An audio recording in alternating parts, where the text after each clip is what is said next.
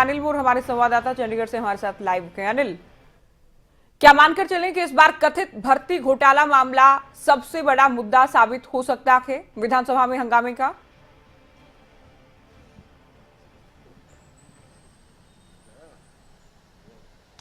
देखिए, सरकार की तरफ से 12 बजे अपनी स्ट्रैटेजी बनाई जाएगी कि विपक्ष के हमलों का जवाब किस तरीके से देना है।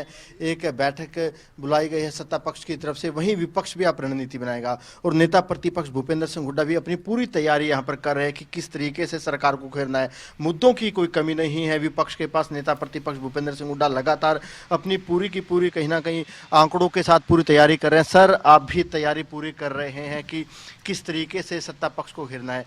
क्या लगता है इस बार कांग्रेस के पास कितने मुद्दे हैं कि सरकार को घेरा जाए? मुद्दों की कोई कमी नहीं। जिस प्रकार से सरकार चल रही है, हर जो हरियाणा वासी जो है ना परेशान है। कोई भी आप बता रहे हो, कहीं पेपर लीक हो रहे हैं, कहीं नौकरियां बिक रही हैं, बेरोजगारी बढ़ रही है, कानून व्यवस्था की जो है बिल्कुल धज्जियां उड़ गई हैं। किसान को कहा अभी एमएसपी मिलेगा, एमएसपी उसको मिल नहीं रही है।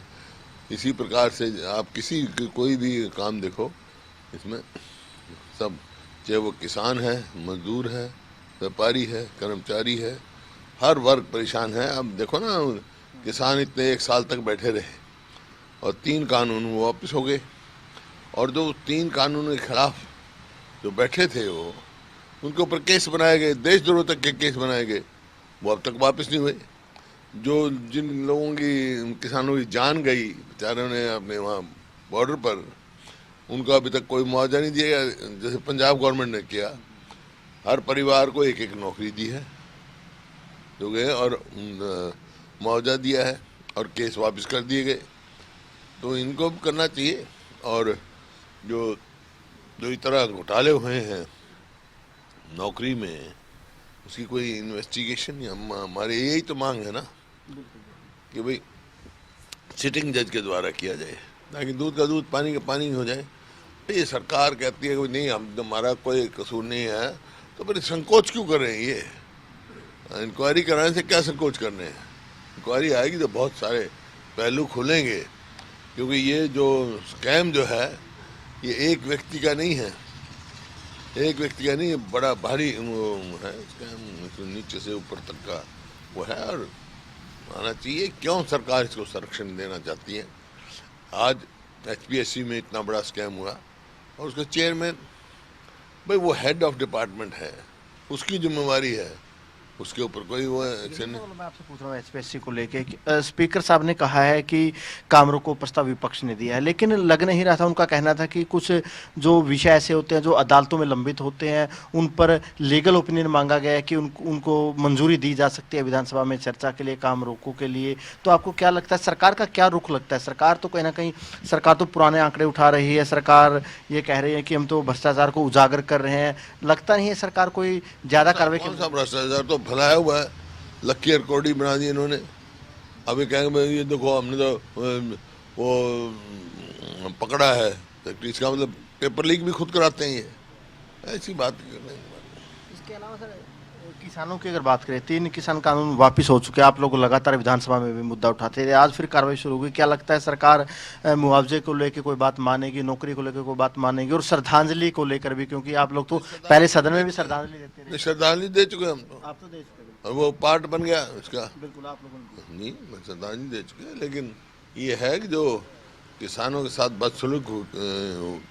बदसलूकी हुई, उसका इनको वो करना चाहिए, और तुरंत जो है 1-1 नौकरी और केस वापस और कंपनसेशन देना चाहिए जिनकी मौत। इसके अलावा प्राइवेट मेंबर बिल भी एक विधायक की तरफ से दिया गया कि एमएसपी को लेकर कानून बनाया जाना चाहिए हरियाणा में। क्या लगता है, एमएसपी को लेकर सरकार दावे तो करती है कि हरियाणा में सबसे ज्यादा फसलें एमएसपी पर खरीद रहे हैं, तो कानून बनाने में कहाँ पर दिक्कत आती है, कहाँ पर अड़चन आती है? कानून तो सेंट्रल गवर्नमेंट बनाएगी, एमएसपी फिक्स करती है। और इसी बात की जो है, अब जो कमेटी जो बनेगी उसी बात पर चर्चा करेगी। जैसे मैंने कहा, मेरी वर्किंग जो रिपोर्ट थी वर्किंग ग्रुप की, उसमें यही था कि एमएसपी देनी चाहिए, और एमएसपी जो है स्वामीनाथन के C2 फार्मूले पे होना चाहिए। जैसे अब इतनी, आज क्या है, आज कृषि जो है वो घाटे का सौदा हो गया है। लागत बहुत बढ़ गई है, आमदनी घट गई है, एमएसपी भी नहीं मिलती। तो कृषि को लाभदायक नहीं जब तक बनाओगे तो देश के लिए, क्योंकि किसान मजबूत नहीं होगा तो देश मजबूत भी नहीं हो सकता। बिल्कुल, ये थे नेता प्रतिपक्ष हुड्डा साहब। इनका यही कहना है कि जो युवाओं के मुद्दे हैं, नौकरियों के मुद्दे हैं, किसानों के मुद्दे हैं, वो सारे के सारे मुद्दे कांग्रेस की तरफ से विधानसभा में जोर शोर से उठाए जाएंगे। जी अनिल, तो कांग्रेस की मीटिंग होगी, कांग्रेस अपने मुद्दों को लेकर चर्चा करेगी, बीजेपी जेजेपी विधायक दल की जो बैठक होने वाली है उसमें चर्चा करेंगे कि क्या रणनीति रहेगी, क्या जवाब दिए जाएंगे। अनिल, मानकर चलें कि हंगामा खूब होना के इस बार के सेशन में।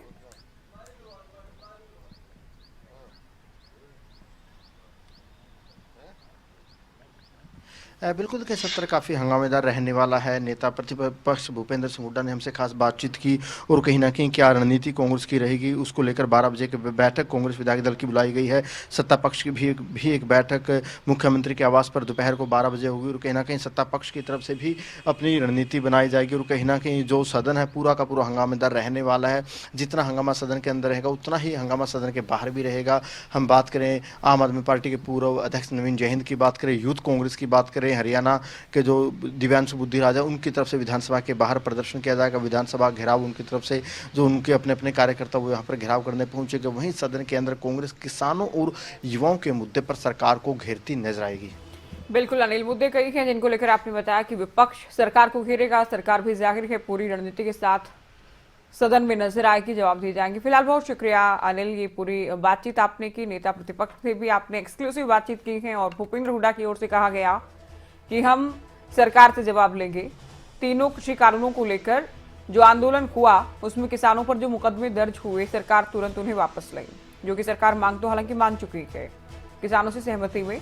दूसरा, जिन किसानों की जान गई उनके परिजनों को आर्थिक मदद मिले, मुआवजा दिया जाए, ये भी मांग की गई और ये सदन में भी बिंदु रखा जाएगा। भर्ती घोटालों को लेकर, कथित भर्ती घोटालों को लेकर भी कांग्रेस हमलावर नजर आएगी।